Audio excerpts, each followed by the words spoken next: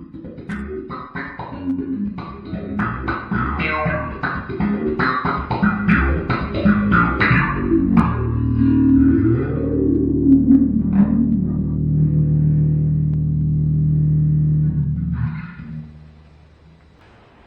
afternoon.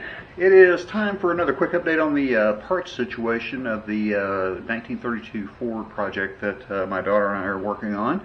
I've gotten some more things in here, some things I'm really excited about. Let's just do a quick rundown of that, and maybe you'll start to get a little bit better picture of what we're going on. First thing you'll notice is the all of the stuff that you saw in the last video, the front end pieces, all of those are missing from the garage floor for once. The wishbones, the axle, and some other miscellaneous parts are out getting powder coated right now, and I should be seeing those in the next week or so.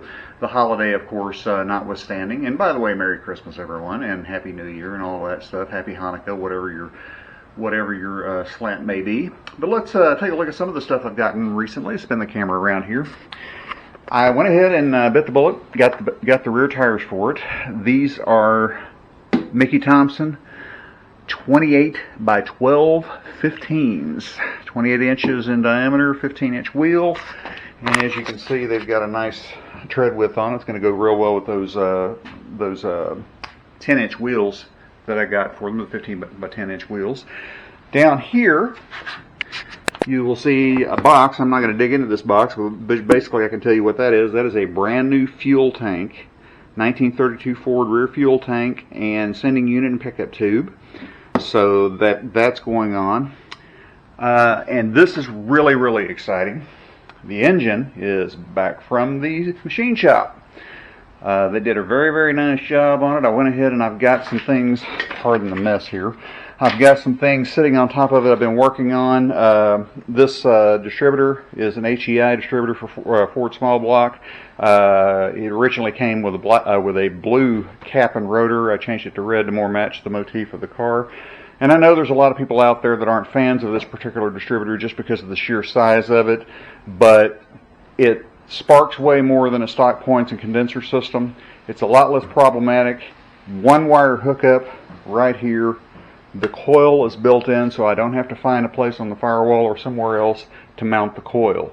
So it's very handy in multiple areas, and I decided to go with that. But as far as the engine goes, this is a 1987 HO, 5.0 HO, or 302 if you're still leaning towards cubic inches. I'm going basically stock on it. It's got the stock twin roller timing chain. I'm going to paint the block a lighter gray, Ford gray specifically. You can see that we've already got the intake just sitting on top of it right now. This is an Edelbrock Performer 289.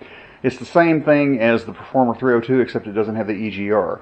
And speaking of EGR, this is something I'm working on right now. You have to plug these with what are called thermactor plugs.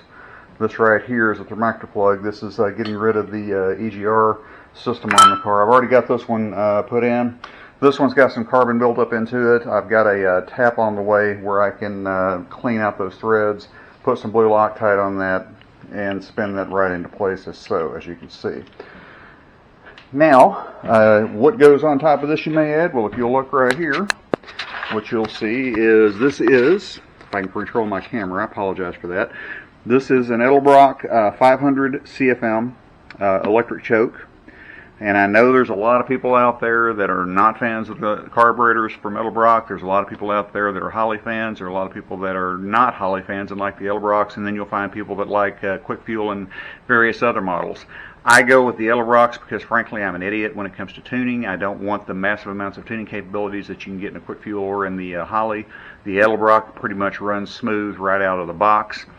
You go with a 500 CFM on a small block Ford, such as the one that I'm building here, and it runs a lot better, I have learned, than running the 600 CFM, which is the more common model.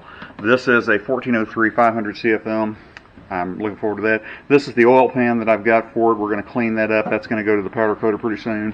The engine builder, of course, came with gaskets and a brand new oil pump as well, and some other miscellaneous things. And one other thing that I'm very excited about. This is something that we found. I absolutely hate standard aftermarket steering wheels. I don't like them. I think they're kind of ugly. They feel cheap in your hands and everything else. I wanted an older school type of steering wheel for it, and so did my daughter. And I actually found a company called Limeworks. No, I am not sponsored by anybody, but Limeworks is the name of the company that did it. And this is actually a remake of a 1940 Ford steering wheel, and it is absolutely gorgeous. I'm using an I Did It steering column, so it's got the I Did It, or it's got the GM connector on the back of it. Standard black button. I think my daughter's going to get creative with some of her airbrushing to put something in the center of that, but I'm just absolutely thrilled at the quality and the old school nature of that steering wheel. Very, very happy with that indeed. I know it's kind of weird to be so fired up about a steering wheel, but I do love it very, very much. Limeworks makes some really good material, really good steering wheels. The cool thing about that one is it's super nice, way nicer than a lot of the cheaper feeling ones from other companies, the aftermarket wheels, and it was actually less money too. So, you know, win-win-win there. Well, that's going to do it for now. I appreciate you joining me today. Be sure and stay tuned. Subscribe if you're not already, and of course, hit that like button if you would too, please. It'll help me grow the channel and get more of this information out here and share more with the car community. I appreciate that very much. Talk to you next time.